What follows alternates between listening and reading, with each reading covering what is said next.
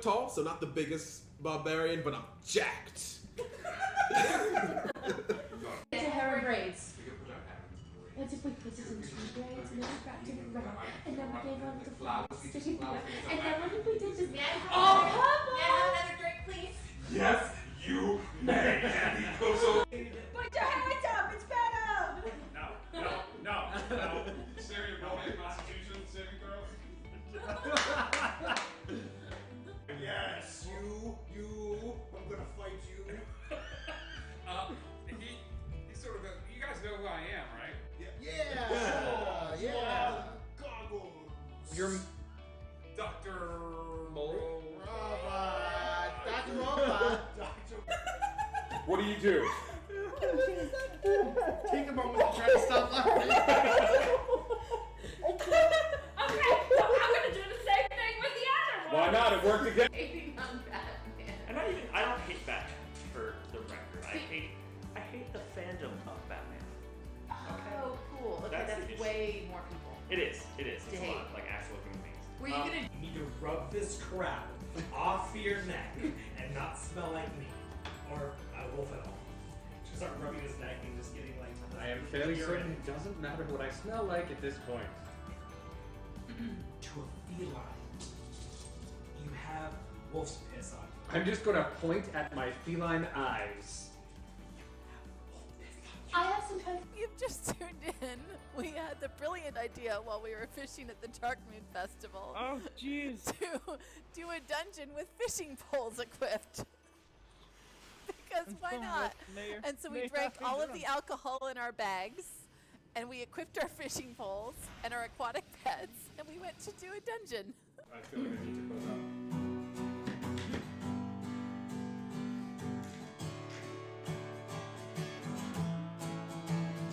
So this was the end of our epic tale.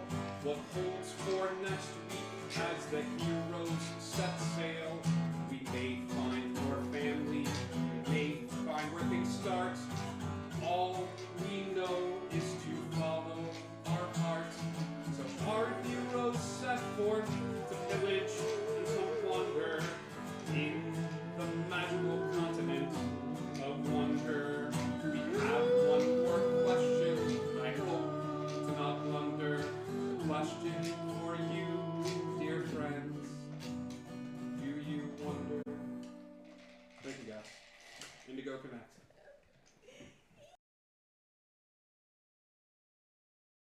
Hello, we're back! Hi! Welcome to the 48-hour stream. Wait, what? Not again! No, Al, come back! We love you so much! Everyone, I love me too. Do it. Don't do it. We're gonna try to lift this up Joke's a on- little joke's on bit. you. I didn't have ventilation when we did this, so thank you. Alright, that's just better. That's too much. Okay, Yeah. it's probably better now. Everybody in the chat, hello, Legend Hillary, Magnoth, Daphne, what's up? Mave, Meowdith, Wolf Garind, everybody, Miss Audie, T.E. Graves. We are bright-eyed and bushy-tailed. So first things first, I'm the realist. none of us quite remember what happened at the very end of that stream. Yeah, the we last were stream all that we consider it a fever dream. So for everybody that supported us, we love you all. Heart hands for everybody that supported during that stream and put up with us a delirious, crazy-eyed, caffeinated, beyond the limits of human capabilities. T.E. Graves, we are feeling much better. Legend Hillary, we love you so much. You get 10 hours of sleep. I can't sleep 10 hours. So the stream actually helped me to sleep better. It looks like Miss Audie, but it's actually Brian in the chat. Which one of y'all just said, I'm the realist? Me. I already put it Is Garen. We've got a few announcements before we get started. Anybody tuning into tonight's episode, this is a very, very special episode of Wonder. This is an episode that's a Q&A, talk back, as we talk about any questions that the team might have about the events of Season 1 and Season 2 coming up. We will answer any questions that you, the audience, have. Hold on to those questions until I ask for them, just so I don't have to keep darting my head back and forth. So very special episode, but thank you all so much for joining us. We have a Discord. Come and hang out with us on the Discord. We also have a merch shop. You can come hang out with us on the merch shop as well. And buy cool items, like the cool mug that you see on the table right there by Indigo. There's also shirts you can get, shower curtains, prints, and fun things like that. Thank you for all the support that you give. You can also buy digital goods that were used to fully beat the crap out of me during what was it? I think rewards are back on. Yes, during the season 1 finale. Thank you all so much. It's like having you all here sitting at the table with us and all that fun stuff. So the Give Kids the World 25-hour stream went off great. Once again, thank you all for everybody that loaned encouraging ears and donations and just support from afar. Legend Hillary, give monies to babies. Link is still active for another couple of days, so if you missed it, you're welcome to go back in and. Yeah. So thank you so much for that. The schedule for this upcoming week right now is Wonder. We've got another episode of The Lost Isle on Thursday. For those of you that haven't tuned in to the last episode, we've got a brand new cast member in the form of Texas, a bard played by Indigo Chameleon, who has lended her country style of barding to the group. We have decided to time travel as the island hops throughout time. We've traveled to the future, where the group got to meet one of the very first NPCs I ever created for a game of Dread. His name is Bob. He is a robot, but he is a basic operating bot. And he's great, and I love him so much, and if anything happens to him, I'm gonna flip out. But unfortunately, that's which is unfortunate because Bob has a nuclear bomb inside of his mainframe, and so the group is gonna have to work together in the future to defuse this nuclear bomb. So, Lost Isle. Tune in to see some of the favorites from the channel, like Wolf Garen, Big Mike, Atavistic. Indigo Chameleon, Meow Edith, and Icky V tackle the sci-fi presence mixed with D&D. And then Friday we go back to Neverland as we continue to figure out what to do about this threat, ongoing threat to the island in the form of this mother of all mimics. That is sending out a little like, oh my God, Bob, Legend Hillary, this mother of all mimics and things of that sort. Eric, would you go see if that's anything you can do to help with that? No, seriously, we just had a doorbell ring, and everyone here that comes here knows that it's you just sort of open the door and come in. So Get on the floor. Everybody do the dinosaur. Everybody do the dinosaur. That's what's going on in Neverland. We'll go around to Monday where we have or Sunday we have another episode of Pen and Paper, DM'd by Big Mike, and then we actually get to continue our jump into the Curse of Strahd on Sunday, which I'm very excited about, and then on Monday, we're doing a one-shot based off of an internet meme, which I am very excited about. It's all the little kids that accidentally misspelled due to some reason or another misspelled Santa when writing their letters to Santa and accidentally wrote Satan. Satan has taken it upon himself to go like, no, they wrote the letters to me. Don't mess with me, big red man. Like, these are the ones that wrote me a letter. He has gathered a small group to deliver these presents out to the kids that wrote to him, and each of the presents has a little twist to it. And so this is the elite team that has been sent forth to deliver the said presents. I'm calling this what I affectionately call a reverse heist, as you will be breaking into houses and places that are a little hard to break into and leaving presents behind. I am so ready. My body is ready. And that is Monday. Tuesday night, we usually have Wonder, but it's Christmas Eve. So I'm giving the kids the night off. And the cast the night off. They're gonna take they're gonna take the night off, but we encourage you to please stay safe. Indigo Chameleon and I, either on Christmas Eve or Christmas, will log on to wish everybody a very Merry Christmas, and so make sure that you're following the channel. You'll see that notification, and who knows, maybe a guy in a big red suit will stop by and wish everybody a Merry Christmas. So Ronald McDonald? no, That's Satan. yellow. Satan. I just talked about it. No. The Tenacious D one though. Yeah. No, I was hoping for legend. Tim Curry, come on. Yeah, okay, yeah, that was really good. Yeah. So I think that's it when it comes to announcements. So that being said, once upon a time in Wonderland, a lot happened. You guys spent an entire season turning into the amazing group of heroes and trickster demigods that I see before me. So I'm gonna open it up almost immediately to the cast of Wonder and Wonderland. We have Grim, Day, Wine in Hand, Nyx, Thoe, Mandrake, and Enwyn. Do any of you, to start off with, do any of you have any questions or want to share thoughts about the campaign or talk about anything like immediately? Like, let's talk about the elephant in the room. I'll talk about the elephant in the room first. When we first started this campaign, I did not anticipate, nor when I was writing an overarching plot for this campaign. Never in my wildest dreams could I envision the tall, dark, green-skinned man that would enter into my life in the form of Enwyn.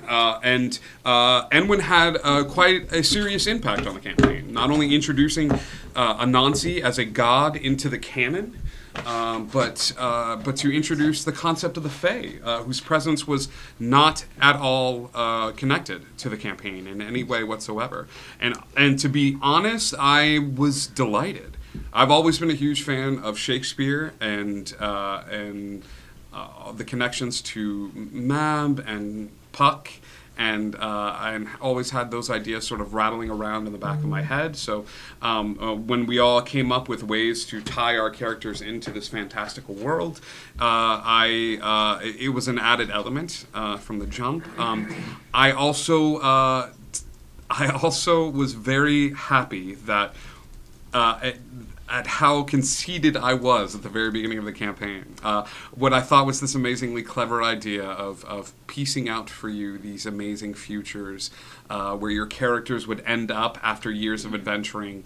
I was never more happy to be wrong, and because I've learned so much as a DM to see all of you evolve and change in such fantastical, wonderful ways. I've been incredibly blessed. As my love letter to all of you, I've been incredibly blessed to grow in this craft with all of you.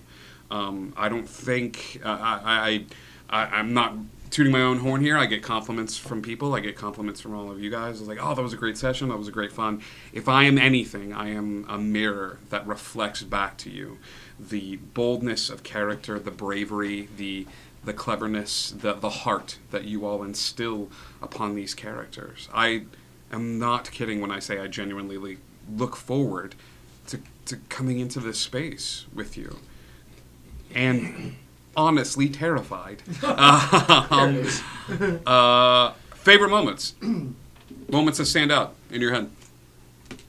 Were we starting with questions or favorite moments? Let's start with favorite moments. Okay, somehow. Favorite moments. Well, what are moments that you'll remember, that you'll carry with you from some of these characters?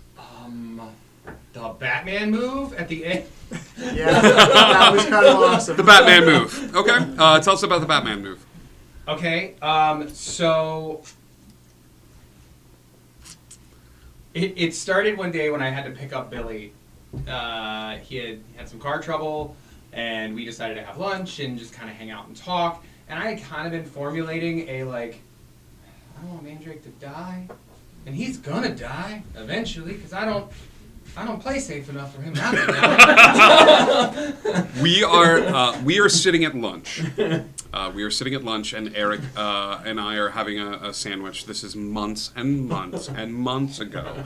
And he goes, I think I need to be Batman. And I go, what?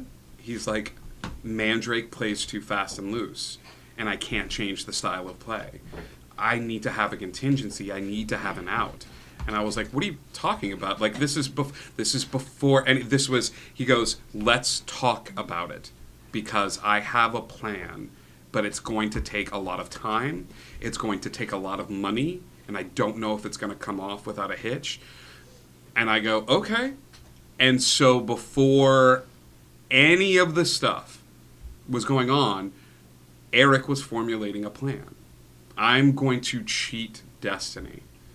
We've always talked about from the jump that when Eric died, his soul would enter the hat. He knew. And Mandrake plays a little fast and loose, so Eric has been working on a way that should he ever die, what he didn't know was who was going to take his place. Because I go, buddy, you can set up something to suck your soul in, but like that hat needs a body, so I'm just going to make it whatever you just killed. Whatever big bad or animal or Puck or Queen, whatever you kill in that moment that kills you, like they're going to be in the hat. And that's the only solution to the puzzle. We talked briefly about asking one of you. Of being like, hey, can one of you agree that like the moment I beef it, like you go in that, but even that, like who here would agree to like, the minute I die, I need you to die and go in the hat. Possibly Grim. That would have been easy. That would have been easy. Yeah. Sorry. And I had already made him a planner because of it was prior to you joining us. I have a notebook it was my dad's, and I had been writing notes on how to take down every player in the campaign. Oh wow. Like what their biggest weakness was. Not to kill them. Just to incapacitate them. Do you remember your code word? My code word? Yeah. Yeah, it was domino. How many, well, not Yes. for that, the domino was one. The notebook, when you would write something down on the notebook. Oh yeah, it was Earl Grey. Every time I said Earl Grey. How many people remember back to the very first episode of this episode where Eric would occasionally go like, Thoey would say something, Grim would say something, Day would say something, Nix would say something, somebody would say something, and he'd look up at me and he'd go, hey, Earl Grey. I remember that from session 1. It happened the minute he met you. I believe it. Uh-huh. He goes, hey, Earl Grey, and I'd be like, got it. That was him adding in his notebook how to defeat one of you, how to take out one of you, should you turn, this is how I go after Nix. This is how I go after Day. Like, if any one of you came after me, I needed to be ready. And so I had a way to take down each of you. You? Yes. I didn't do anything. But you could one day. I could have. I mean, as a deity now, what you gonna do? So first Easter egg of Wonder. If anybody goes back and starts at the beginning and watches an episode, and occasionally you hear Eric go, hey, Earl Grey, and I go, got it. Oh my gosh. Wow. Thanks, dude. Thanks. You're welcome. Now I'm more curious what he had in the book about Day. Like, what? Literally throw What? any guy at He you. told us one. Oh yeah, no. Yeah. I told That all is of my you. best skill, not my biggest downfall. Get on it. I told all of you what was in the notebook. Yeah, was I already remember there. that. Oh yeah. Yeah. And I mean, I didn't really tell you. I showed you. Because we confronted him about No, Day didn't read it. She said just throw it up and burn no. it. Actually. I knew that I had to blind you. So that's why I cast Fog Cloud. Because you needed to be able to see me to hurt me. Okay. Because you always made eye contact with your enemies before you casted a spell. There it is. I do want to share, at Legend Hillary, it was always a pleasure playing with this group. They helped me grow confident in playing D&D and help give me my favorite character a beautiful starting point. We love you, doll. Anybody else have a favorite moment? Mine is weird, and it's not like I would have trouble picking a top favorite moment, but I loved the little spontaneous moments or surprises or weird little things that happened that led to bigger character moments. Perfect example, and this is before you joined, but this was super early. This was like week 1 or 2. about this time of year, actually, like a little after. I had the worst allergies that week. Like I was sneezing all over Yeah. the place. And Zoe had just been created, and I was still kind of figuring out who she was. I just knew she was a nerdy little bookworm druid. Right. And I was constantly sneezing. And in that particular episode, there was a house that we were walking into that was just covered with flowers, Yeah. covered with plants. And I could not stop sneezing. And all of a sudden it was like, oh my gosh, of course, she's a druid who's allergic to pollen. There's like flowers everywhere and she's allergic to them. Nice. This is perfect. It's the best little thing. And so it was this like funny little coincidence that turned into this really cool character thing for her. And it was the same thing when he showed up, because he's an overgrown plant and she's a druid and she loves plants, and like it was like she, at that time, she was constantly casting charm person and that sort of thing, and doing her little awkward like and such a nervous personality, and to be completely flustered and nervous around this plant man worked so well, and it turned into this whole storyline with them. But it was never a planned storyline. It just kind of happened because it was a natural. Actually, I think my favorite part Reaction? about it was that there was a point where we sat down and we're like, this is not going to happen. And it did. Like, this is definitely not going to be a thing. Anyway, this is going to be a thing the whole time. So yeah, it was all the moments that you never planned that just kind of happen, and are better for not having been planned. So Oh. yeah. Anyway. I think my favorite was when everybody figured out that the wizard they had hired was my bard. Oh God. That might be my favorite. Remember when I told you the Asir that we know is not the Asir you know? Yes. Yeah. So the first time was a seer in the pain game, the hurt game, the Suffering Suffering game. game. One of those, whatever. It's fine. He was supposed to come in and get an item, and like I sort of stole it. But they ended up stopping him from stealing it. And then my next episode in, I was playing as Dimitri for the first time. It's great. And they were like, "Yeah, we need a wizard." And like right before the stream started, I went, "Can I have a wizard, and can it be him pretending to be a wizard?" And he was like, "Yeah." And he brought us here, and it's like pretending to be this old blind wizard, and no one asked any questions about it. Nobody insight checked. Nobody asked. Oh my God! Can you do these things? We have to give a home to the old blind wizard. And let's review that from that moment on, this group never trusted anyone. Oh, you want to give me That a was the cookie? moment I that trusted trusted anyone us. before that, though. Not And to be yet- honest. And yet, I can count on one hand the number of times anybody in this group has done an insight check. My character's not much for inciting, so I that's pretty- am not wise. I'm smart. It's different. Mandrake checks their pockets before he checks their intentions. Miss Audie wants it known. Excuse me, Lord Dimitri. Oh. He was not a lord at the time, but you are correct. He is now. That's great. I feel like my favorite one, and it was one that just almost went under the radar until Billy spoke up and said something about it. I don't know how the conversation started. We all started talking about like gods that we worshipped, and I was like, "Oh yeah, the Jabberwock," and then it just slid under the radar. And then I Billy still goes, "Hold on." We just heard for the first time in game that Grimm worships the Jabberwock, and there was this like halting stop, and I'm like, "Hi, How you doing?" this is known, right?" Like so. That was one of my favorites. My favorite was the first time I introduced the Jabberwock. He's this deplorable, like, force of nature, just strong as hell, like, loves the hunt, like, just this, like, yeah. We walk out to the kitchen, and I go to get something from the fridge, and I close the door, and Chris is right there, and he's like, "So, I'm worshiping him now." I just really enjoyed like the sexual tension between Day and the Jabberwock, of course, right? It's his sexual tension with everyone was It was palpable. It was great. Oh gosh, I have a couple. One of my favorites was the first time Day met Death, and part of that is because it changed who Day was and how she saw a lot of things, because she was very in this space of like, whatever, let's just do whatever, why does it matter? But then she transitioned to this person who was like, I have a code, I'm trying to make someone proud. I'm trying to make myself proud. I'm trying to protect my family. I'm trying to do this. She had all these little nuances in her shift, which makes, and also, you know, Cerebus. He's a cute puppy. Cerebus puppy. Cerebus.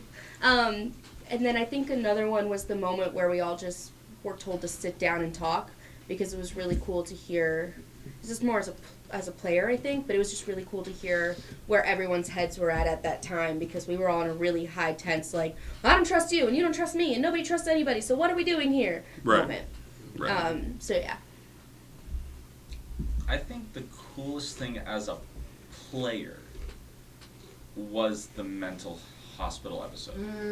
Oh god. Because we were all such a mess. First off, it was total immersion from when we entered the house before stream. Oh yeah. Oh yeah. I greeted them at the door wearing the doctor's coat. In character. Like, in character, telling them they could come into the green room, and there were mints on the table. Like, they hadn't seen the space yet when they came in. Yeah. And then when we went in for our interviews, you, like, kind of fourth wall broke by, like, when you were throwing names out there, like, because you were saying the wrong names, and you said 0, and I'm like, okay, how outside the box are we going with this? Like, I didn't know how far, and then he just denied that the episode ever happened since then. So, like, it's like, remember last week? He's like, we didn't play last week, and we're like, what the hell? And It the was great. separating us after after the interviews. We weren't allowed to be in the same room. Audience didn't know that. Yeah, it was I separated the cast. Everybody that interviewed couldn't talk about what just happened in the room with the rest of the cast. And so, like, one by one, we were joining up after, like, what happened, because it was What did he just say? it was so cool, and just a unique, immersive experience. Yeah.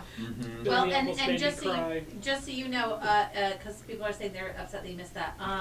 That the interviews just uploaded to YouTube. I just checked; they're already up there, and the other ones are in the process of uploading, so they will be up there at some point tonight. That It is entire the episode. only backstage I was going to erase it, and then I couldn't. I couldn't.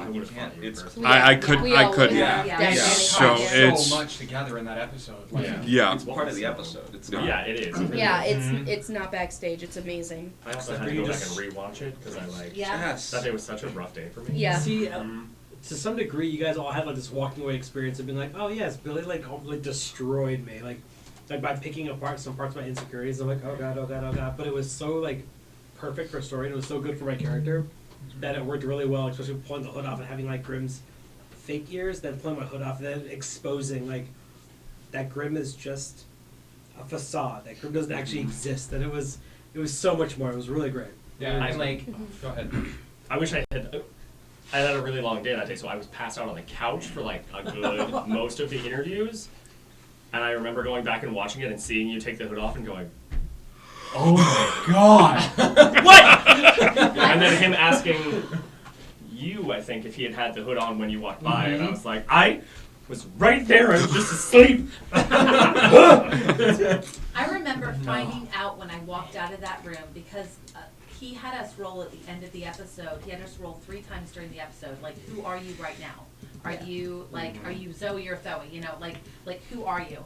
And I remember rolling and writing it down and how quickly kind of Thoe bought into it just out of wishful thinking, and being so sure that others had too, that she wasn't the only one. And I remember going out and just being floored when I realized that not only was I the only one who had written it down 3 times, I was the only one who had written it down any time. At all. And just that, like, oh gosh, something bad is going to happen and I don't know what. And like, I have felt bad about it every moment. yeah, I had no idea. I was so sure. I was so sure. It's like jaw on the floor. So, and it was terrifying. But you know. Yeah, I went into that episode like genuinely terrified because, and you could probably relate to this, because we've known him for so long. He knows exactly the buttons to push. Oh yeah, absolutely. And I'm like, how many Eric buttons is he gonna push for Mandrake today? Justin, you're new to the crew, I am. and but did you have a moment when you got to embody wine in hand? I have a moment for you if you don't. I mean, one of my favorites was actually in the chat earlier. You're a prick, right? If we didn't already love him before that moment, you meeting Puck and being like, "You're a prick, right?" and Edwin liked that. Edwin will remember that and relive it forever. It was either In all his lives. It was either that or From Cheshire with Love, baby. Yeah, your interactions with Bo were priceless to me. So yeah. I have too many amazing moments with you guys. The time that you guys encountered the trolls in the forest, and we're having such a moralistic dispute that I had you all roll initiative, and everybody started attacking each other, and the trolls never lifted a finger because everybody was just like, "No, don't touch their stuff." I was like, "I didn't touch their stuff," and the trolls were just like, "Should we go?" Or Do we hit them? No. And Let's see how this then in goes. the next episode, we were put in timeout. We had a house once. It was great.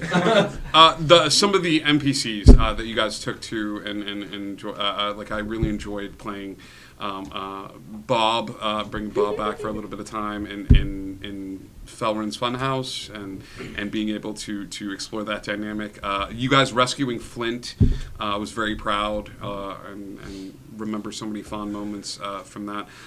The killing of the undead dragon was a bit of a beast. So. Dimitri. Yeah, so much time with Dimitri. And I have to thank Al for that. Al was the first one to touch Dimitri, and then when Al was invited to come and be in the campaign, there was the briefest of conversations of, "Do you want to play as Dimitri?" We contemplated homebrewing a shopkeeper class, high charisma, you constantly just have the right item for the right tool, almost like an artificer, but you bought all your stuff, but just being able to establish relationships with people in terms of walking up to a boss and being like, "I would like to purchase your weapon," and for a while it looked like Dimitri was going to join the campaign as the shopkeep, that's going around and just yeeting items from things and I need to know one thing about Dimitri. How long after Vlad came into being did Dimitri appear?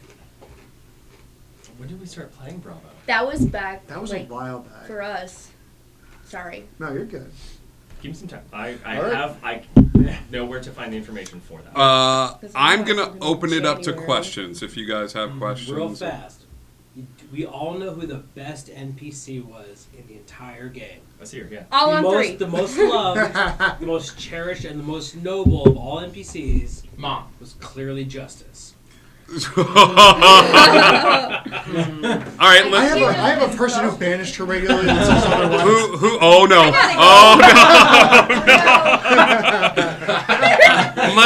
Did you guys have favorite NPCs though? Excellent sleight of hand. Did you guys have favorite NPCs, characters that you really liked interacting with? I think I'm biased. You're a little biased. I loved Cheshire. Yeah, Cheshire was great. Yeah. I did love Cheshire. I hated So you mean me? Technically. Yeah. Actually, I honestly Cheshire, the caterpillar. I loved their interactions with each other. I loved interacting with them. Oh, even the Jabberwock. As just repulsive as his character is, I adored him. Honestly, Mom for me. Oh, she was great. That really, Mandrake's dynamic changed because of that. Yeah.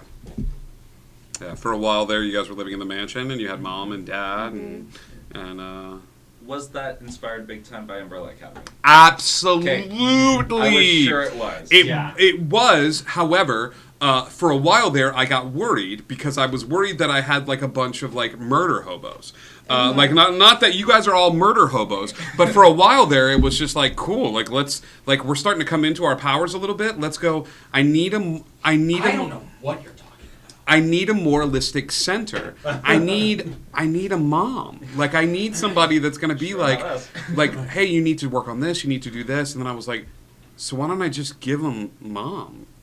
I'll make a mom. Like, and so she came about that way. The father, though, was all me. The father was with the combination of materials that just showed up in the study, and in books and pipes and slippers and made it like a facsimile of a father. So, well, I'm glad. I wasn't a murder hobo.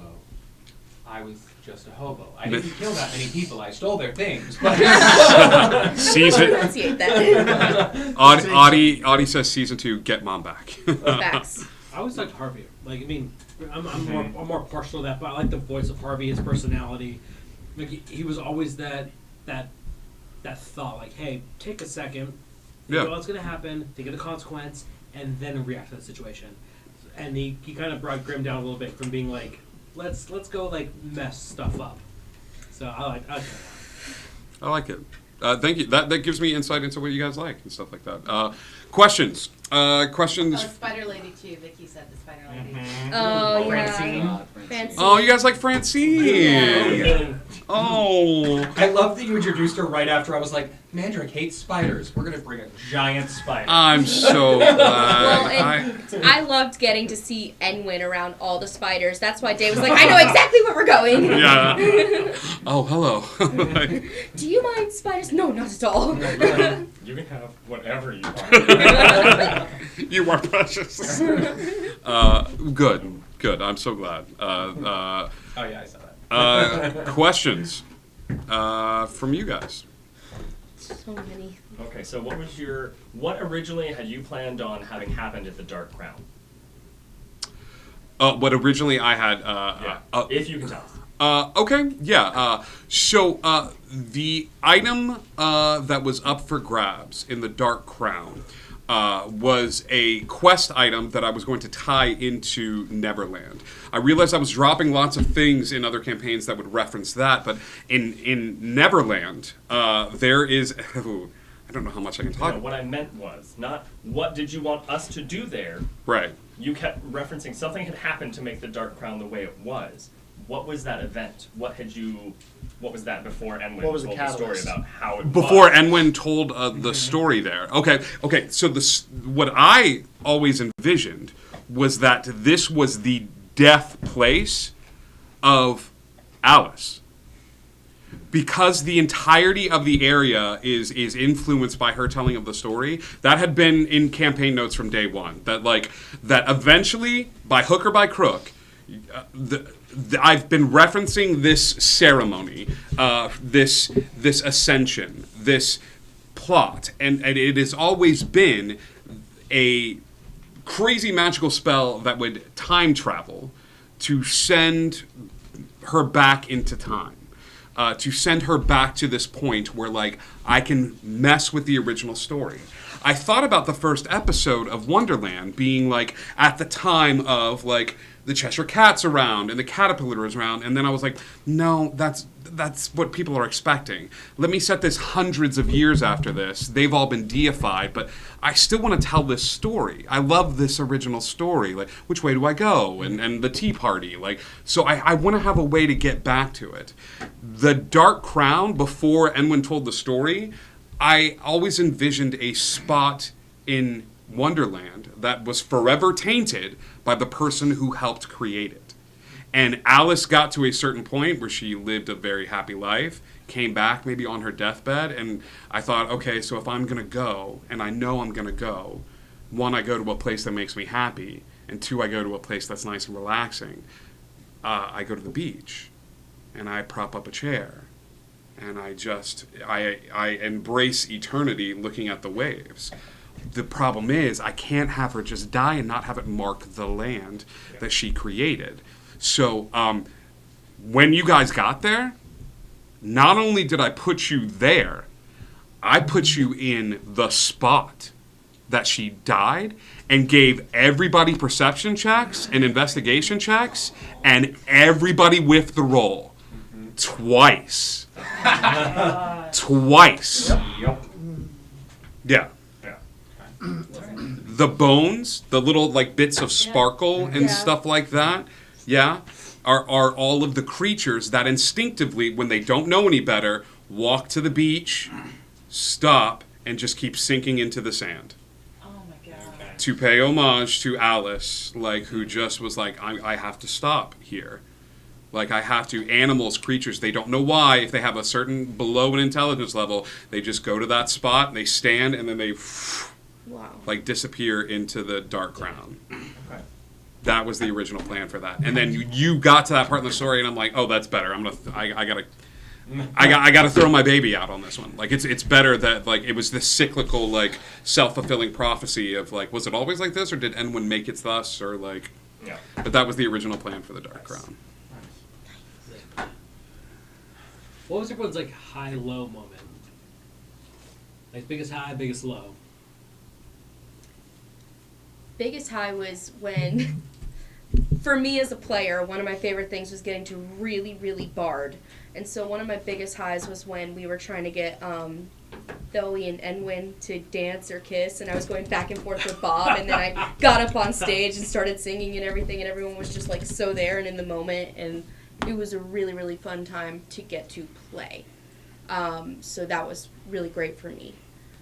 I don't know about low. Everyone go around. I'll go biggest low. Flint dying and our house burning down on my birthday. Or getting exploded. Sorry about that. No, it was great. It was just definitely birthday? the low point. Which, not to derail this, but what would have happened if Mandrake sacrificed himself? So, behind the scenes, Mandrake gets an offer in that game. Mandrake gets an offer in the game of, right in the middle of it, hey, the house is burning. Everybody's going to beef it because Mom can't make it up to the thing in time, the pedestal. The house needs a magical being or conduit to feed into the house to maintain it. In the middle of the game, Mandrake gets a message that's essentially like, hey, if you touch the pendant, you will die, but everybody else will be fine. All of the enemies will be forcefully ejected out of the house. And I go like, this is, Eric has talked about when he created the character, give me my hero moment. Give me my moment. Give me my like staring fate in the eye, and I'm like, F you, and I hit the button and I take the hit and I do this, and then I get a message back. And I'm like, this is it. This is it. I already wrote the story. I know what happens. I know exactly what happens. He's going to take the hit. This is it. House fire. Everything's been building this. Do I get to say goodbye? And I go, no. You don't have time. I can't stop the fight to have him go like, let me just say a few words before and I say no. And I'm like, all right. And I get back, no. And I look at my phone for a little bit, and I look up, and I look down, and I talk to him afterwards. And I'm like, what happened? I gave you the moment. He was like, I didn't think I would, but I love him in the group too much. I couldn't leave without saying goodbye. And instead, he took his hat, the thing that defined him, and slammed it on the pedestal, and the hat just went like burned up. If he had done it, the plan was best laid freaking plans of mice and men. It kicks off Endgame. The last person that he put himself in service to was Cheshire. He dies and ends up in the black space all the way back at the time of the house. He ends up next to Cheshire, and Cheshire's like, she killed me, she put me here with the king, I'm in the castle, you gotta come and rescue me. You're basically in heaven with me because you worship me, I brought you here, get me out of here. And then you guys go on a quest to revive him, since nobody had healing spells at that point. Bring him back from the dead, and he comes back, and the first words out of his mouth are like, Cheshire's trapped. And it kicks off that end game. 5, 7 levels previous to how you guys got there? Oh my god. We got there eventually. So your plan was for us to go to heaven, and instead we went to hell. No. Yes, basically. My plan was for him to go because if I could rely on any one thing, I could rely on the fact that like he wanted his hero moment. He wanted his hero moment. I don't know about the rest of them. I'm still learning them, but Eric has told me from the jump I want my hero moment. I know what I'm going to do. I know what he's going to do. And he didn't do it. And every DM that's listening or that's playing has that moment where like I know exactly what the player is going to do, and then they don't do it, and you can't. It's simultaneously the most gratifying and horrific thing as a DM. When the house, because you guys all, no one had any idea. No one had any idea that all of it. Flint, someone had to die that day. Yeah. And I looked around and I was like, Nix, buddy, that was you. And then as I'm going to kill you, I'm like, it is Austin's birthday today. His house is burning. Like, it is Austin's birthday. I cannot kill Austin on his birthday. So Flint does the only thing that he can think to do. He saves the person that he's been in love with since he was a kid. And he goes to hell, which puts this path in Flint's mind. And so, like, Endgame gets pushed even further back because then all Nix can think about 24/7 is I have to get the love of my life back. And I can't fault him for that. So then you guys have to get powerful enough to be able to go to hell as a group before you even concern yourself with this other nebulous thing that could or could not be happening. Yeah, where that changed was when you introduced him to Mom. Because all of a sudden he had a family. Yeah, which I didn't know. And that just changed everything for him, you know?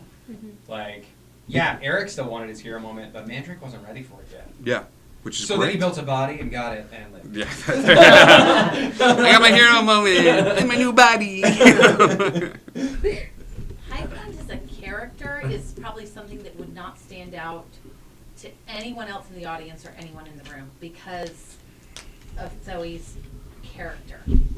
I've got this nerdy, awkward little druid who is bad at peopling, so bad at peopling, and has never been comfortable around people her whole life. Like, the only person she's ever really talked to is not a person, he's a god, is Caterpillar. But, like, she willingly left her people as often as she could.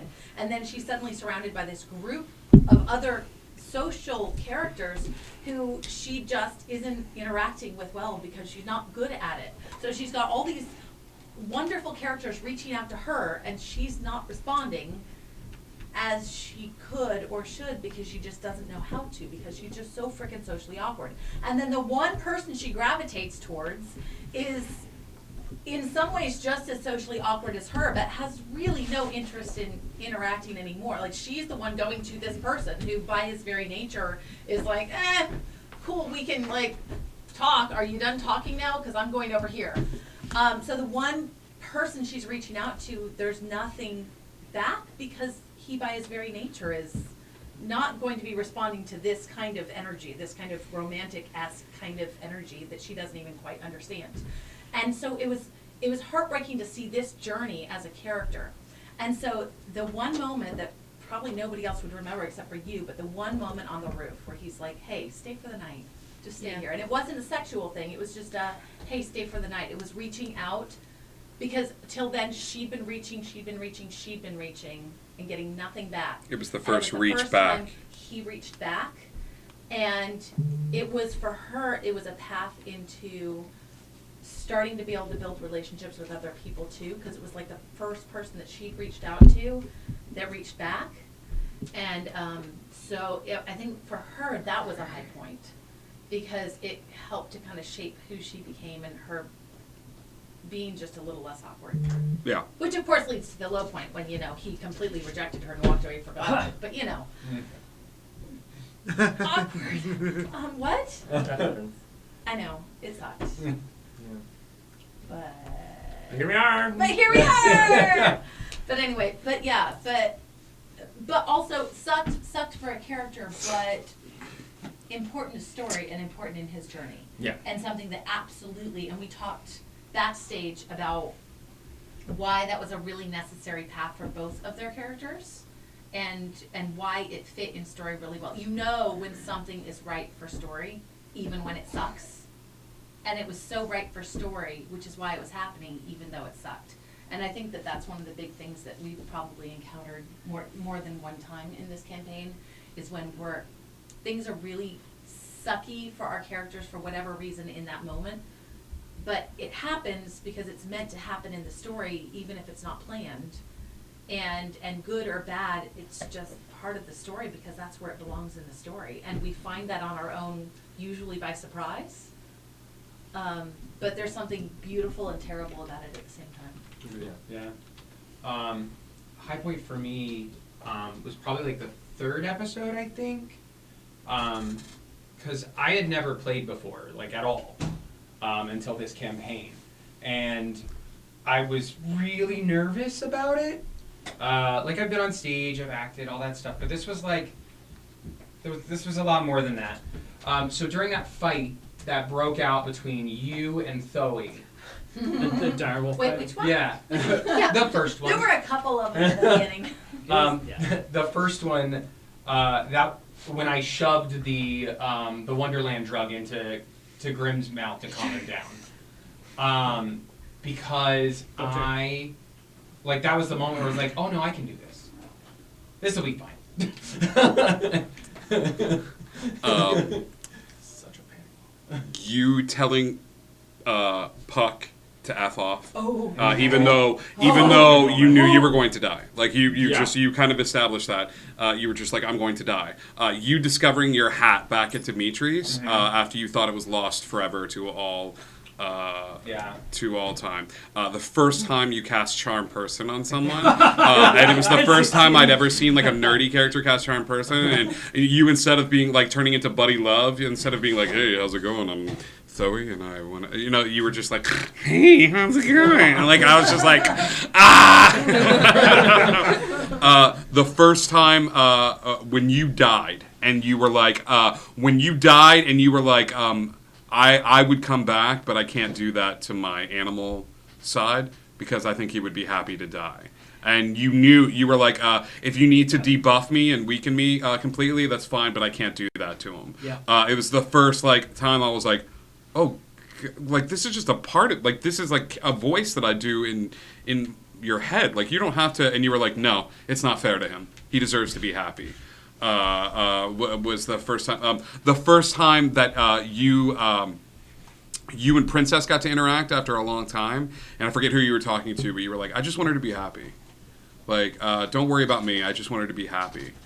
Like, Cheshire was out of the fight on paper. Cheshire was done. Cheshire was gone. Cheshire was dead. He wasn't in the fight anymore. And you happened to roll this probability dice that was like one below mine. And I rolled low, and I'm like, well, that's it. I mean, I gave the universal shot. You rolled one under, and I was like, and you were just like, but from the jump, you were like, use me. Like, I'm here. Like, and Cheshire being able to go like, you will be the last paladin. You will be the last cleric. You will be the last of my grace manifest in this world, so that I can have a say in the final game. Like, because I grow to love these characters as much too. Like, I grow to love them. Your unwavering love of Flint. We joke about it. We talk about, like, you got to go to hell and get him back. You were Lord Miguel de Cervantes, the man of La Mancha. Like, Flint was your Dulcinea, and it just got to the point of like, yeah, but don't you? No. Yeah, but we could. No.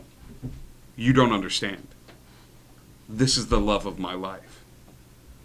And Nyx, a character you and I never really talked about, having a love for someone, the minute you acknowledge the fact that he loved him, may we all, like, and when we play characters that are in love, or, like, have a love that is like, oh, he's in hell, well, mount up, because we're going.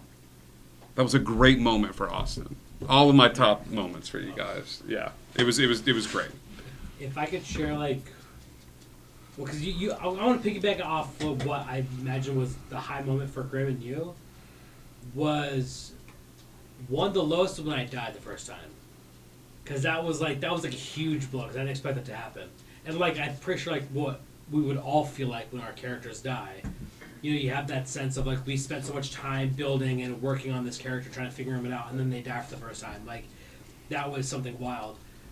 But the biggest gift that I got at the end was when you said Pack, and that was something he strived for. That Grimm strived for forever, all throughout this entire like first season, was finding Pack and finding where he belonged and finding that part of him.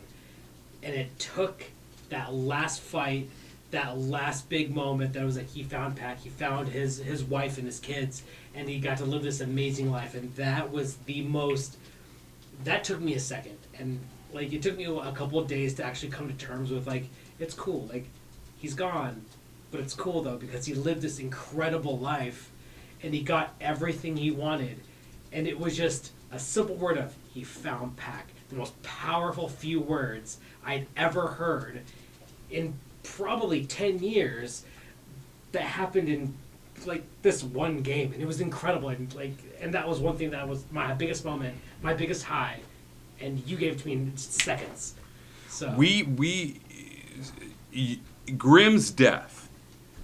Which one?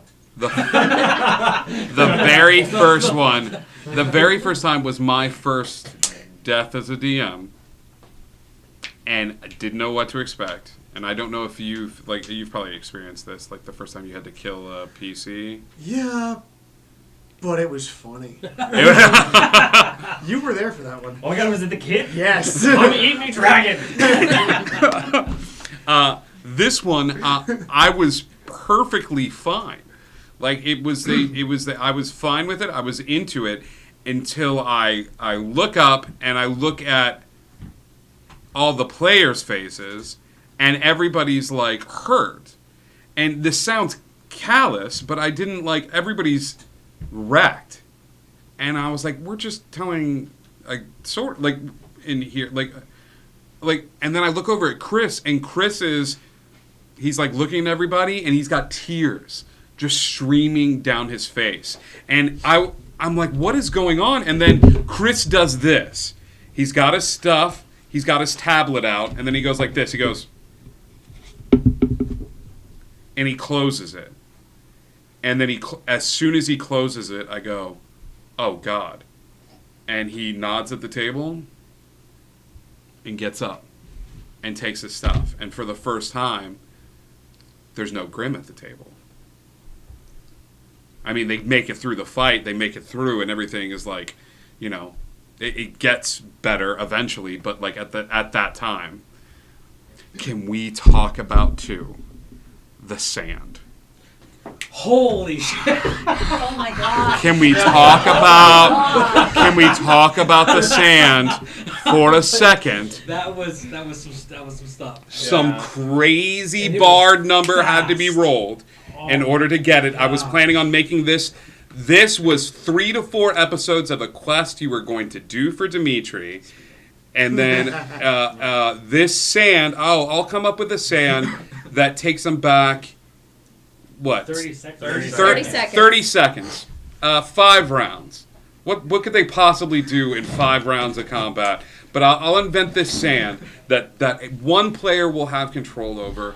They'll take the sand out. If they so choose, they blow the sand, and that player alone travels back in time 30 seconds. Just enough time to fix one mistake. I should have cast heal. I should have passed the potion. I should have done this. I should have done this. 1 second. One mistake.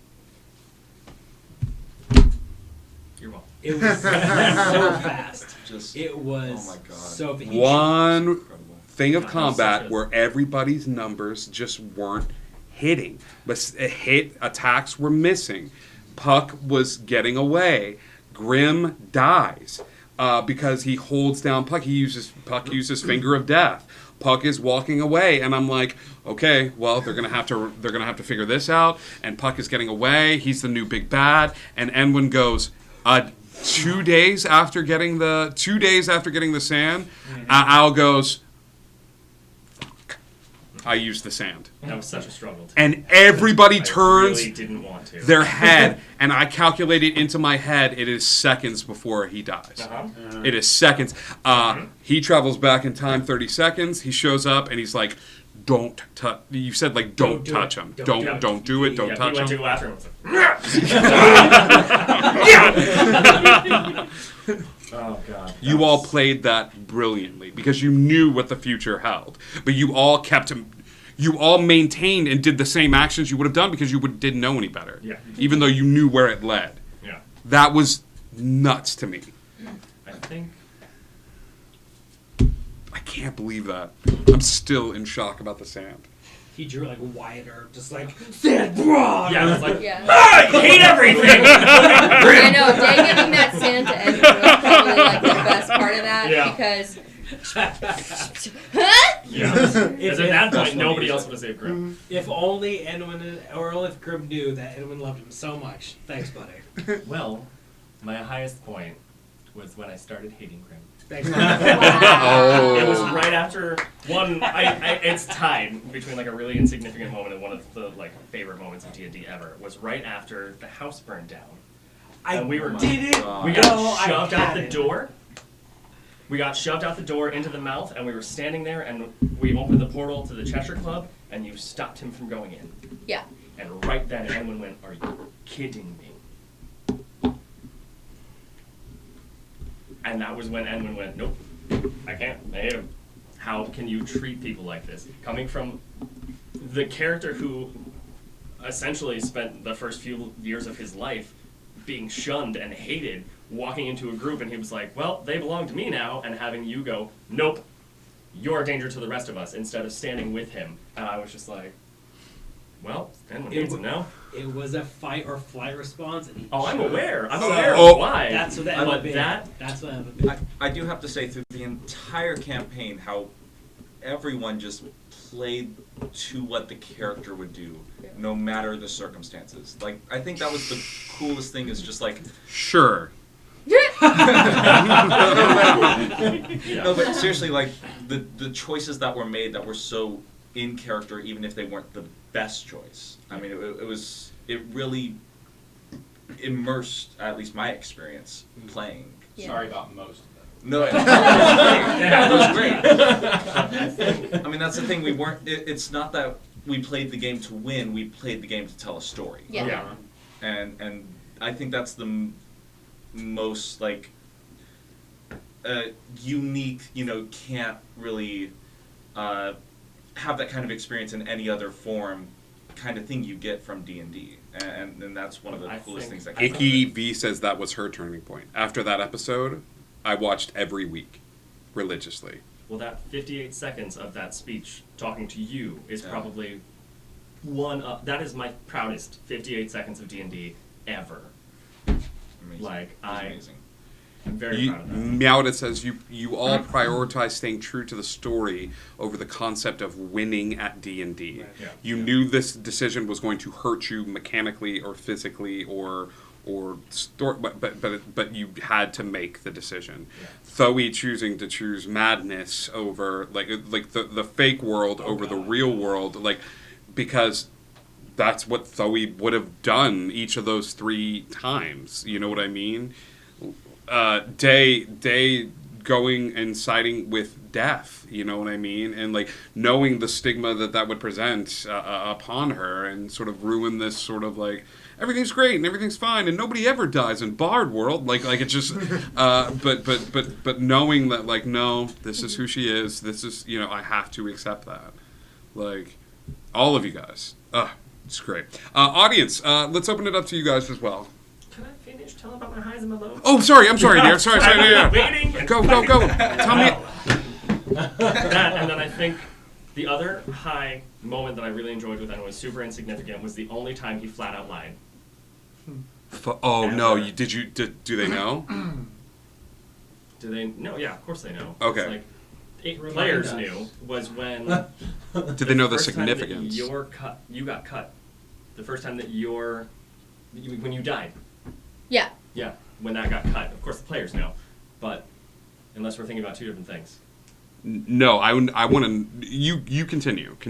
When the only time that he flat out lied and didn't talk circles around it was when she had died, and they were like, "Oh my God, are you okay?" After I took the name Right.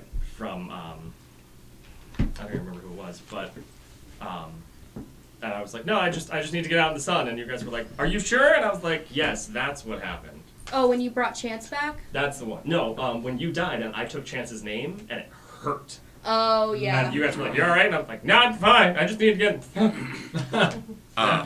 The conversation that you and I had before, where I pulled you aside, and he's like, "Well, he's Faye. He can't lie. That he can dance around in circles and stuff like that. But if Thoe asks him a question, if Day asks him a question, he can't." And I was like, we got to a certain point in the campaign where his relationship with Anansi strengthened.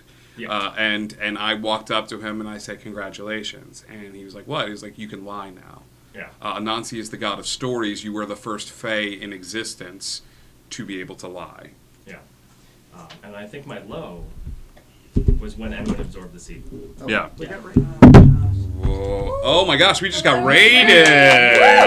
Hi guys, welcome to Indigo Chameleon. We're doing a talk back. We're doing a wrap up of season 1 where we talk about RPGs and our greatest moments here playing the game and stuff like that. Yeah, thank you guys so much. It is cursed. Hype. Thank you so much for the follow. Welcome, guys. Welcome. If you got questions about the campaign, no, you're just kind of coming in and stuff like that. But welcome. We're happy to have you.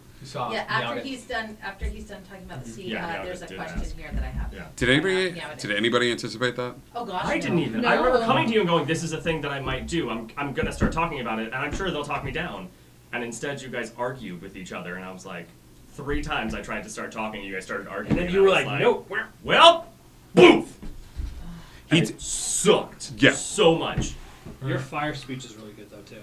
Yeah. That was one of my proudest favorite 58 seconds of my life. of all your Yeah. monologues. That was fantastic. That's fucking fire, mate. Like you went in. Yeah. Like, that was That good. was good. But yeah, no. And then when we sat here and you were like, "By the way, you killed all of Thoe's people," and I was like, Yeah, that was one of the behind the scenes. The Fae people, the Silva people, were responsible. They were clued in to the fact that Fire Genasi were.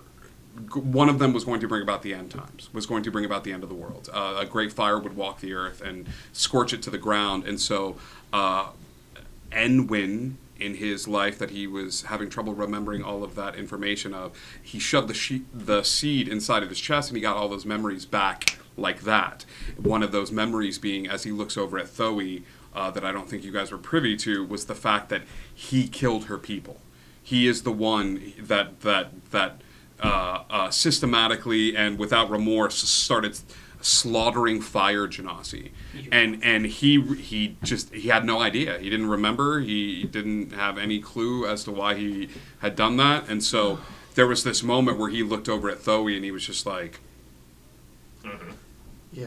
when everybody came back in and sat down, I was like, He told me this before I joined up with this game. Like, we were talking about what had happened and wondering. He goes, "Oh yeah, and this happened." I go, "I don't know how to process that information." And I specifically never went back to any of the individual interviews because I was like, I don't want it to inadvertently affect anything. So no, I got that memory when I put the seed in my chest. It was before those even. Meowdith's question. If each of you could switch roles and instead play one of the NPCs in this campaign going forward, who would you pick and why? Dimitri. Because it's me. I'm going to go another beer. Who do you pick? Yes. Any NPC? Felrin. Felrin? Mm-hmm. Okay. I'm about it. I Oh think wait, I no, would- Lawrence. I'm sorry. Lawrence Olivier? Lawrence Olivier, the Animagus. I would have loved to play Harvey. Like, no doubt. I would love to play Harvey. All right. I can't find his name. The turtle. Oh yeah. Oh. I can't find his Marquis. name. Marquis. I Marquis, would yeah. love to live a day in the life of Marquis. What's up, dudes? Yeah. What's up, dudes? Yeah. He was so chill. He was great. Justin, what about you, man? I mean, I'd have to get his permission first, but I'd have to play Bo. Yeah, yeah. You're like, I want to change things up. I'm going to go. Full drunken. But I'm going to be a warforged who gets drunk off water, apparently. I don't know. I think I'd go Duncan. I love Duncan. I can't wait. Yeah, that Duncan. Duncan was always a lot of fun, and yeah, Duncan and Chris. I loved those two. When you like told us after the game what their names meant.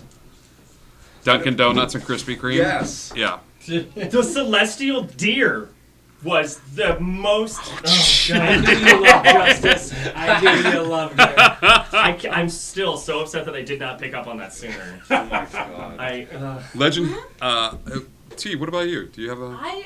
Okay, so here's my trouble. I've got NPCs that I love, and I love interacting, and I would love to play for a day. Like even Jabberwock, like in a heartbeat, just to play this evil character for a day. But it's hard for me to say, oh yeah, I would play that for a day, because I couldn't do it justice. I couldn't do that voice. I couldn't. No one wants to do Justice. Like, I did Justice for a while. Yeah, me too. But what are we talking about here? Wow. No, it's not. Dave was there too. What are you trying to say?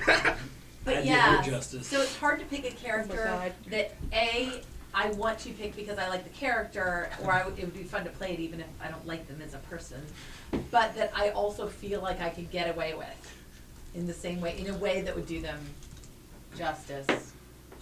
But yeah. Okay. So like. It's hard to pick one. Yeah. Okay. How about this then? If you could have chosen another god to follow. Like if you couldn't go Caterpillar. If I didn't go Caterpillar. Oh, it's me. Chaos all the way. Yeah, Cheshire boy. If I can pick chaos, I'm thinking chaos. Hillary's other question wants to know what the big shift in the season 1 plot was. I know for a fact that it was. The seed? Well, I mean, the first that was one of them. I would say the seed, but the biggest one was burning the house down. Yeah. I had to burn the house down. You had to burn the because Burning down any the guess as to why I had to burn the house down? Because we were comfortable. You were too comfortable. Everybody got in the house. You guys had mom, and I was like, yeah, here they go. They got a home base. They can travel anywhere in the world with this door. Where are they going? Nowhere. Like, everybody just chilled and read books and ate food, and I was like, oh my God, I gave them the real world house. Like, I was like, you became the Sims. Yeah, like, I was like, You gave them what they were looking for. To blow up the Essentially, house. that's what Nick's wanted. I didn't realize I was attached to the this ball. is great. I'm just I have a library? I remember that conversation when you were like, I don't know what to do, and I was like, you have to burn down the house. Yeah. And I was like, is that a metaphor? And you're like, not if you don't want it to be. Literally have to burn down the house, and then I started playing the episode. Yeah. And then right afterwards, what was it? Something happened immediately afterwards, and Yeah. Lots of tears. There was some crying. That was the plot shift. Most of them were yours. Was the crying? They were. I was super comfortable. Hey, what happened to Bandy and her dad? Yeah. That's a great question. Oh, is that a season 2 thing? No. I mean, you guys had Bandy. Bandy was this NPC that I gave the characters. That was this little, that was in reference to the Bandersnatch. Right. And she and her mother were responsible. Her family is responsible. They are beings of pure magic, and they feed the ley lines of magic in Wonderland. Or I had it as such, is that these creatures were responsible at different points for, bringing magic to the land, and anytime you created the arcane or used the arcane, that's why she was able to replicate any spell that you guys cast in front of her or around her. You guys brought her to Felrens, and then people just got wrapped up in their own stuff. Like, I had her be at Felrens and be there with Shadow, the small little dragon. Yeah, the dragon. And people just kind of we got to go to hell, and we got to do this, and she kind of fell to the wayside. Yeah, because she was at Felrens when we went to hell, and then we came back and we were left. kicked out, and no one thought about it. Yeah. we were also once we got back from hell, we were kind of always heading in a direction. We never Right. were Yeah. so going off to where's Bandy? Let's find her. It the story never went that direction. Yeah, I But was just Nick's wondering. never forgot. Story-wise, Bandy is very happy. She's been adopted by the patrons of the bar, and lives there with and between Nock and Bob and Callie and Felrin, who was looking after her at the time, they just knew, and so she's still there. So in season 2, should any of the members of this group go back to the bar, you'll find a teenage Bandy and a significantly larger Shadow, who's now dog-sized. He still doesn't get table scraps from me. He still doesn't get table scraps from you. So, yeah. So, but that's where Bandy and Shadow are right now. They're still very happy. She's still coming into her own magic-wise. Let's see. What's something you considered or chose for your character's backstory that you eventually walked away from as the story of Wonder Season 1 progressed? Inscribe same to you with your story. Was there anything that you adopted into your backstory that you were like, I can think of something? Yep. I have a few, but I think maybe what Scribe is probably thinking, you can let me know. One of the biggest things that we had worked on for my backstory was Day was this major party girl. She had just been like, I do what I want, screw who I want, drink what I want, literally all over the place because of how heartbroken she was because of having to leave Princess. And one of the things she turned to were these little tablets, which, I mean, it gave her some hallucinative visions, things like that, which is actually what ended up in Grimm's mouth because Day had made a deal with Mandrake to get more tablets, and that's how Grimm got her tablets. Wolfgren said, so a bard. But the tablets actually affected her. Like, they could give her extra strength, they could give her visions, they could give her all these little things, and it was on like a D8, I believe, that I had to roll. Oh yeah, there was a whole wild table effect. Yeah. A tablet effect table, like as Meowth had pointed out, like. Yeah. But she kind of, after Mandrake gave her the tablets that he had made after the whole fight with the rose or the flower trying to put her to sleep, getting Grimm to grapple her, that big betrayal of trust, she took the ones that he had and she threw them out the window. Yeah. And she never went back to them. She still had them on her. She had like 2.5 tablets. But after that, she was like, I can't let my guard down with these people. So she drifted from that really hard. Anybody else had anything in their backstory? Okay, so my very, very first D&D character I created was a ranger who was very uptight. And I realized that I'd kind of written myself into a corner with this character because when everybody else was off to party, she was like, oh no, I don't drink, I'm going to focus on the battle. And when, anytime anybody was going to do anything other than fight something, she really didn't have a lot of places to go. And after a while, I kind of realized I'd kind of written myself into a corner with her. And with Zoe, she had a lot of opportunities for interpersonal relationships, even though they were awkward, but that was kind of fun to play with. But she didn't have a lot of drive when it came to battle. I erred on the complete opposite side. I'd 180 to the other side, except for the whole, like, she still couldn't party with anybody because she was so awkward. So, but I didn't have a way to drive her forward into battles, to drive her forward into making bold choices because she was so reclusive. And so we had talked about being able to find a way to bring that in. And we didn't kind of work out the details on it. A lot of it kind of got left open. But just finding a way for her to have some kind of internal changes, to find that fire inside of her. And so coming from what I was trying to look for to her and his brain, which literally found the fire in her, that was kind of how that transition in her came to be, where she literally ended up becoming a fire genasi. But it was really nice because it was a way to be able to move, to push her forward into being a little bit more proactive. And it created a whole lot of complexity in her relationships with some of the other characters, Edwin. And so yeah, so it was a good change for her, but I had to drop some of that meek little mousy stuff, which was also good. Mandrake, when we designed him in one of the first episode streams, originally I meant for him to be really crazy, like a little crazy and kind of a little bit of a drunk. And then I started playing, and it's not what came out. And then I was like, I can take him back there, I guess. And then it was, I enjoyed the fact that people just saw him as kind of crazy because he saw things differently. You know, he stood on his head to look at the book, and he looked at the world differently. So everyone just kind of figured he was crazy, but he wasn't crazy. He was calculating. It's different. And so I let that whole aspect of it go.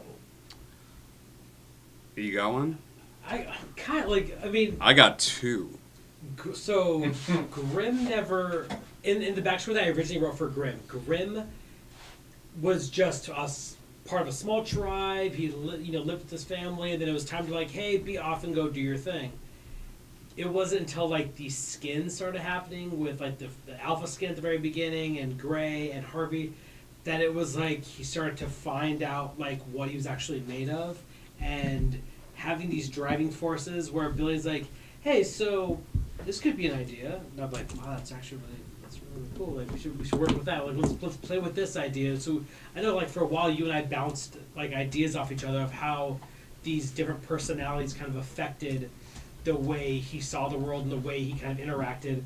And then I love the fact that the alpha skin was so evil and wild and harsh, and then Grimm would be like, well, let's slow down, and then there was Gray and Grimm, and then Harvey and Grimm, which is more of like the methodical approach to every situation, and Grimm's like, well, we can still have fun, right? We can still party, like, so I thought that was kind of fun, like a fun little thing to bring into the game as far as backstory was. Grimm's first passenger, Alpha, was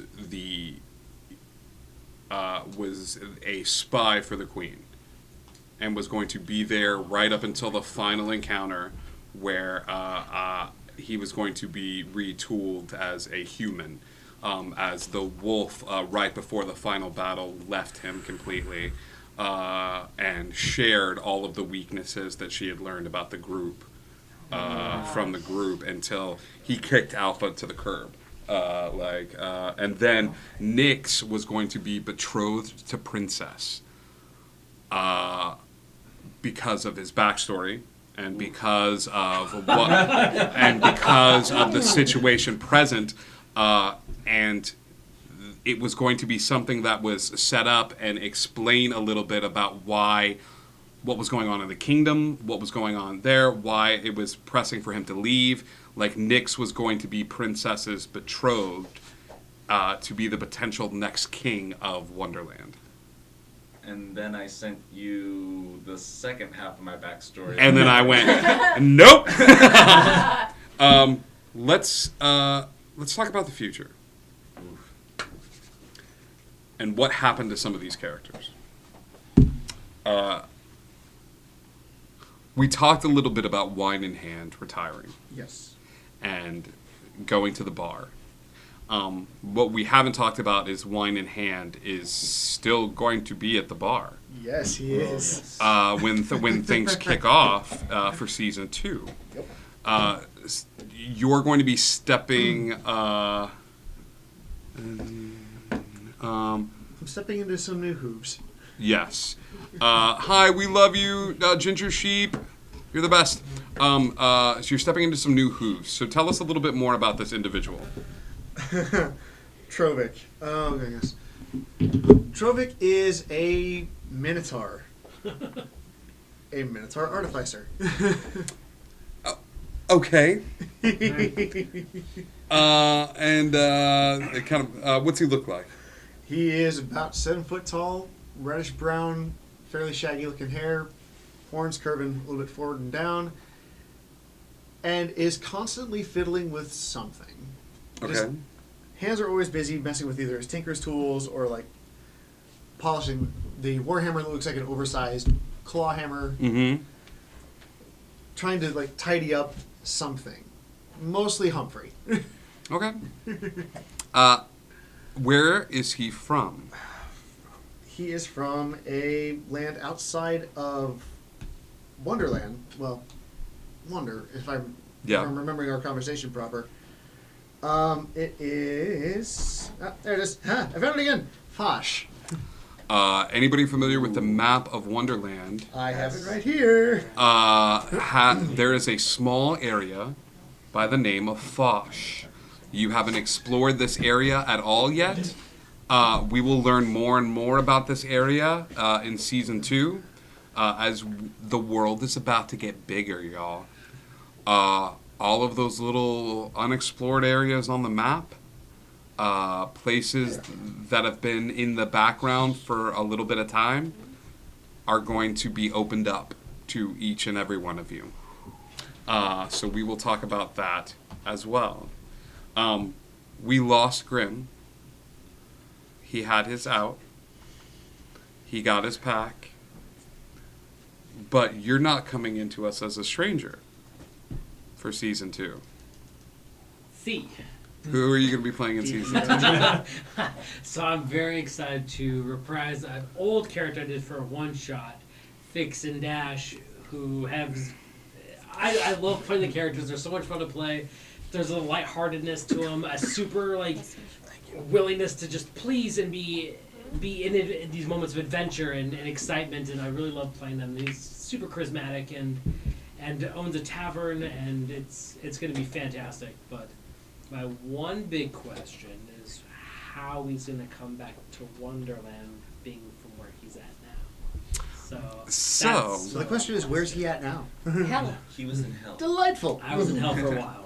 He's in righteousness. Yeah, He he is. worked in a He's hiding bar, in it's righteousness. So when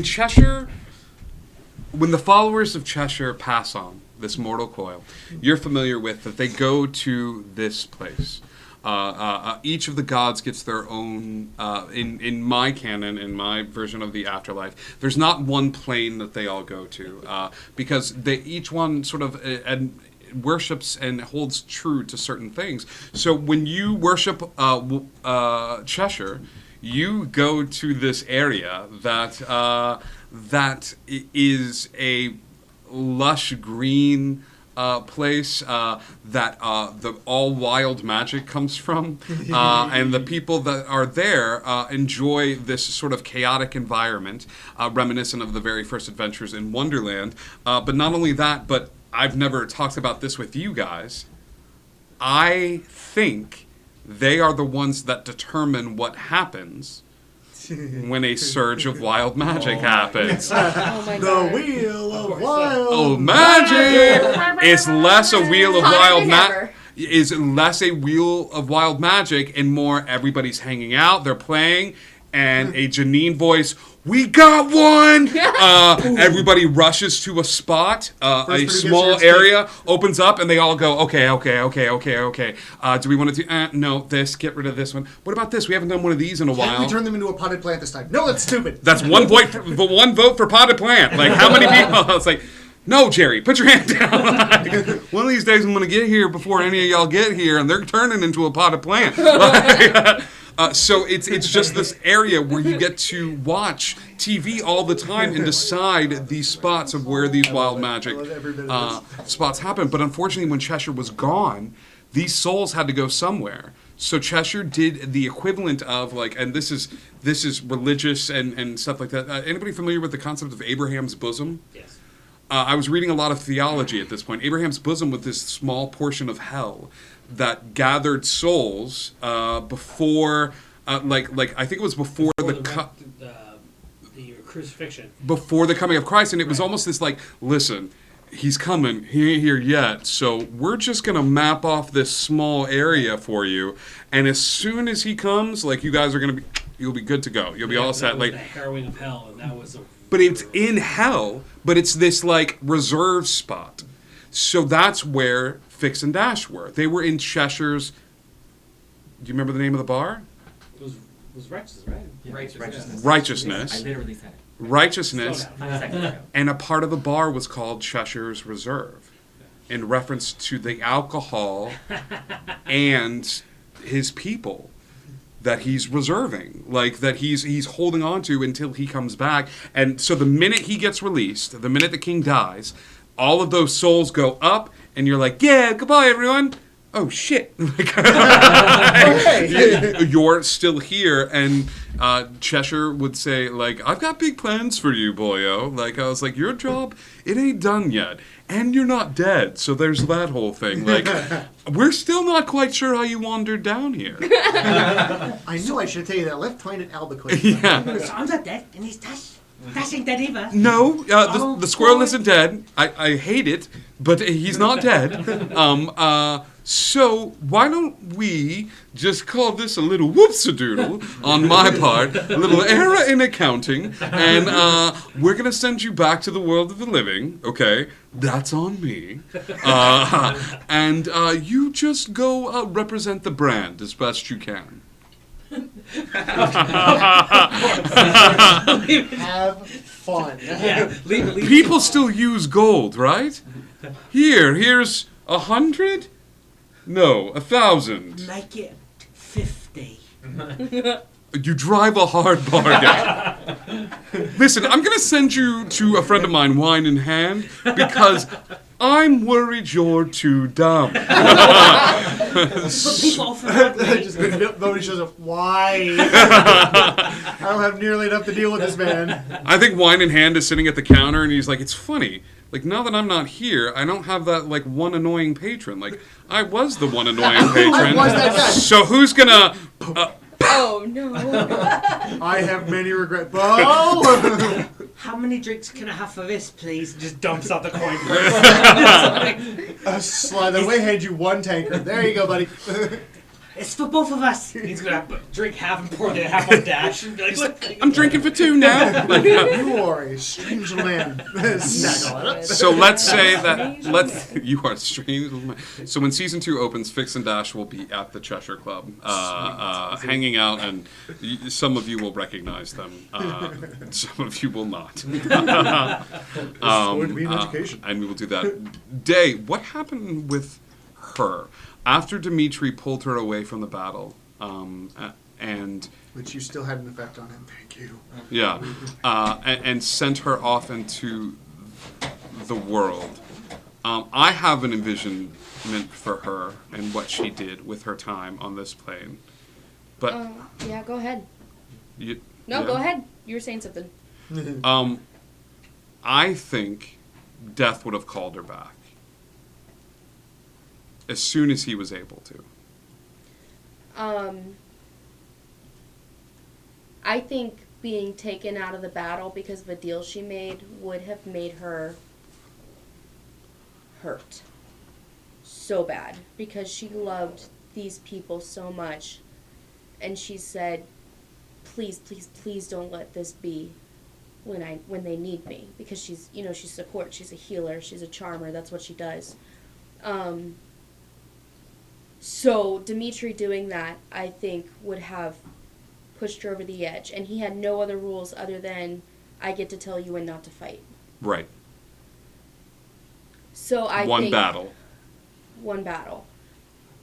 But I think she, at that point, said it's not worth it if I can't help them.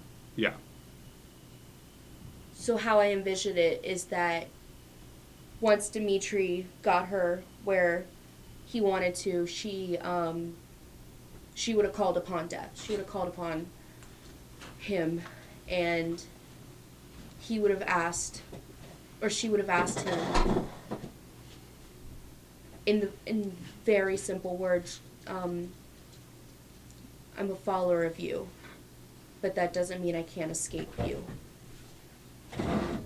And she would have asked if he could take her, and then she could give them each the bardic inspiration that they needed in exchange for being there, because she knew that battle was more important than Right. whatever else came up. All right. I like this. I like this image of Day walking into the sunset. You know what I mean? A death hand in hand. You know what I mean? Or copping a feel on Death. One of the Or two. copping or Cerebrus, or Cerebrus. You know, like jumping up to you. You know, into your arms as you make your way through. So I think that's mind-numbingly beautiful. So. Can I make the announcement, or are we? Yeah, go ahead. Well, hang on. What? Message me the announcement first. The thing we talked about. Message Yeah, message me the announcement Please hold while we first. place your call. Let's. While this is being messaged to me, not yet. Okay. Not here. Okay. Yeah, we're gonna stay. Well, no. We're gonna stay here. Oh, okay. You tell me when. I don't care. I'll let you know. Just hit me up. Yeah. Hit me on the telly. Yeah. Nyx. Yes. What happened to you, buddy?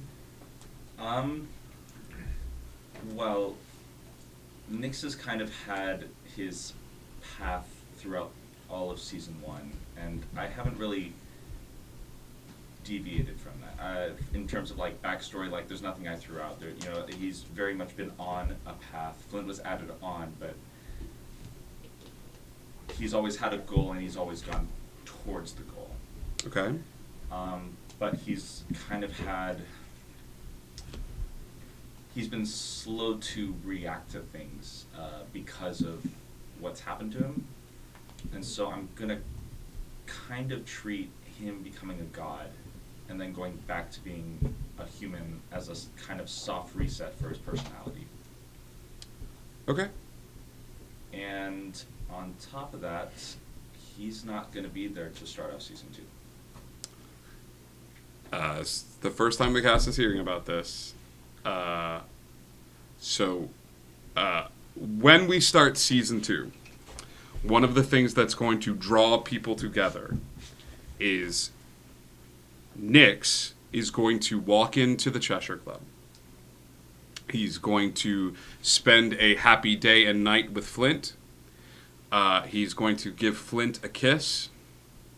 He is going to walk out of the doors.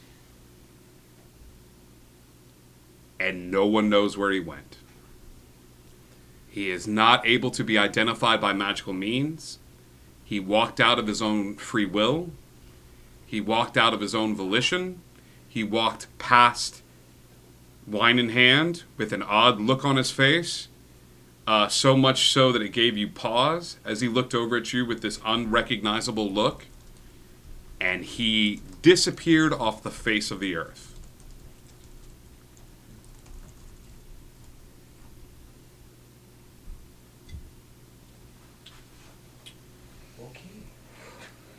All right. Thanks, bro. We had the ability to learn a little bit about what happened with Thoe, thanks to the one shot. So I want to tie into. But we never really explained why she's. Let's tie into Thoe and Mandrake. What are those two up to? Well, do you want me to kind of explain why she's the way she is now? Please. Okay. So the caterpillar and Cheshire have been kind of involved in who Thoe is from the very beginning. She was born Farah Genasi, and they were behind her becoming Firbolg, and then later kind of returning to her roots as Farah Genasi. When she went into the earth, because there wasn't the seed left, it was pollen left, it wasn't the full seed. When she went into the earth, she gave every part of her that was druid. Like the druid died, the Thoe that was died. So once again, like Cheshire and Caterpillar, and we talked about how Cheshire and Caterpillar had a hand in her coming back, but now deified Enwin also had a hand in that. So the aspects of Thoe now are aspects of all three of those characters. So we talked about how she's got a tiefling look to her, but she's not tiefling. She's it's a kind of a homebred race. She's fey touched, but the kind of three main new aspects to her were all from them. She's got the wild magic, the chaos part of her is a part of Cheshire. Mm-hmm. If you look up the variant tiefling race, she was built on the skeleton of the variant tiefling race. So she's got wings, but they hang down her back like a cloak. But when they're up, they're like butterfly wings, which is an aspect of the caterpillar. They're brown and green and that sort of thing. And then she's a lot of her look, the ropey, viney hair and the Enwin doesn't have horns, but she's got like viney, wooden kind of looking horns, and a lot of her look, green skin now, comes from that Fae ancestry, and part of the wild magic too, because when we started reading into sorcerers, because we knew that she was going to have her magic come from the Fae, and so she was going to be a sorcerer because of that, and we started reading on the backgrounds of the different sorcerers, and in wild magic, it's perhaps you were blessed by the Fae. And we went, oh my gosh, that's perfect. So it was even more perfect because we knew he'd make that face, because he loves wild magic so much. It's just my his favorite thing. thing. So it worked out perfectly. So she was in the woods of her people and kind of wandered from the woods of her people and met up with Mandrake. And do you want to tell a little bit about where you are and why, and then what she was doing because of that? Sure. So before they went through the portal, Mandrake grabbed his body, and he took it just outside of Tanoth. He buried it. He buried it there and planted a tea tree over the corpse. Built a little house just outside of the city of Tanoth, where he watches over the city. He pretty much maintains a disguised self so that he still looks like the Mandrake from before.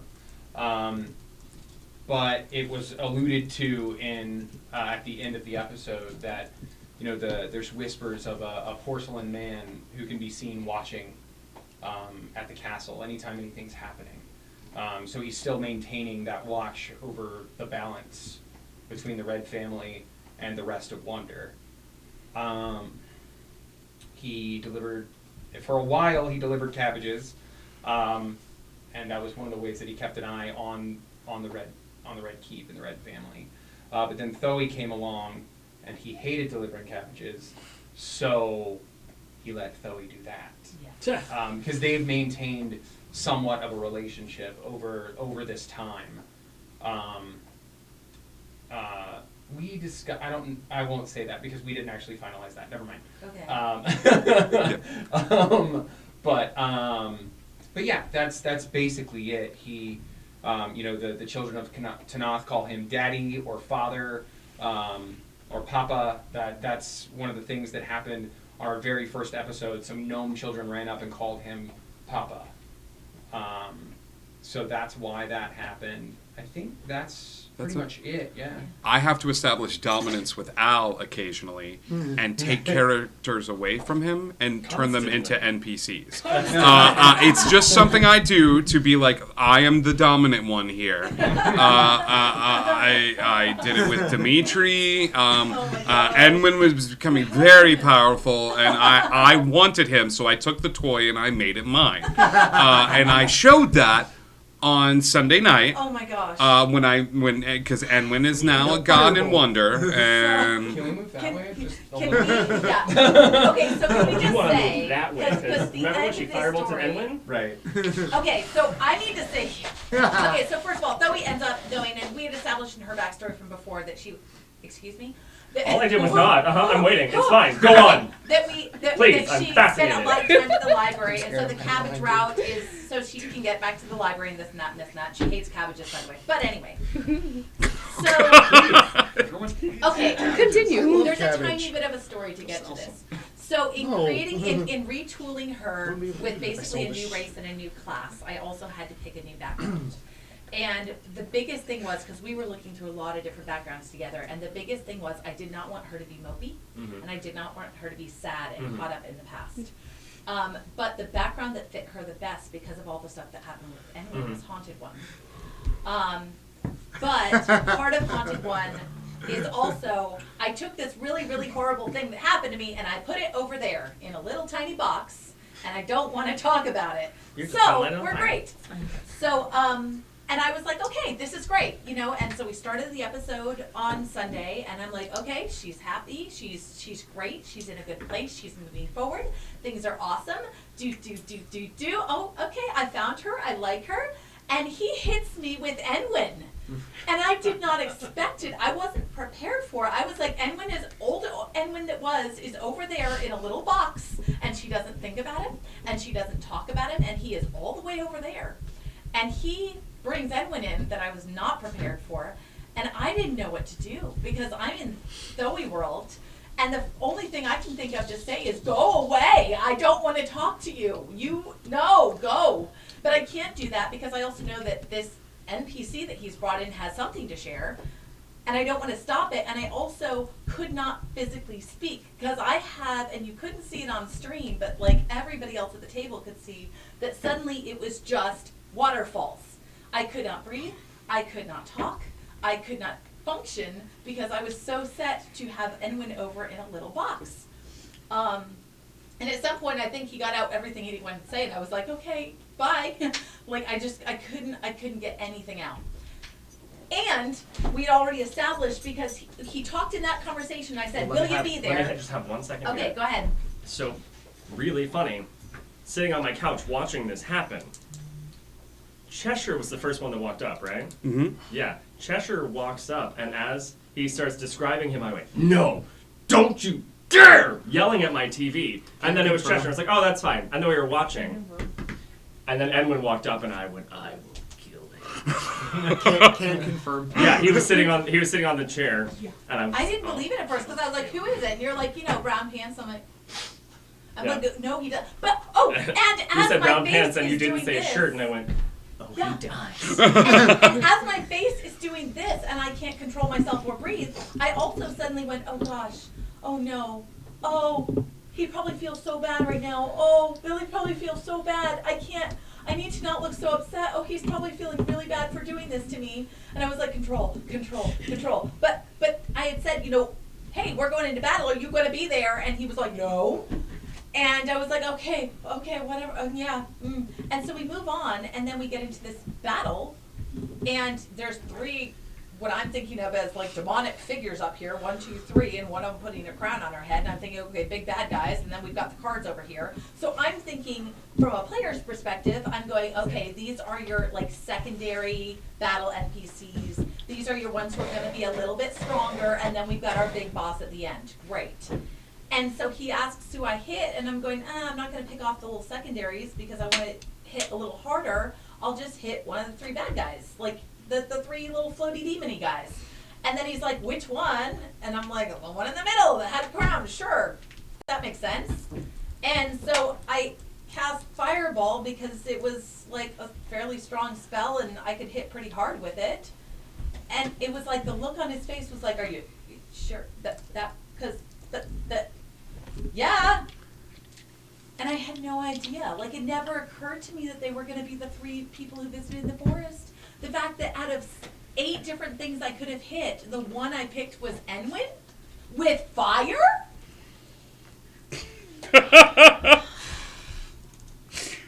It was awful. It was. And it was not my fault. I had no idea. I know.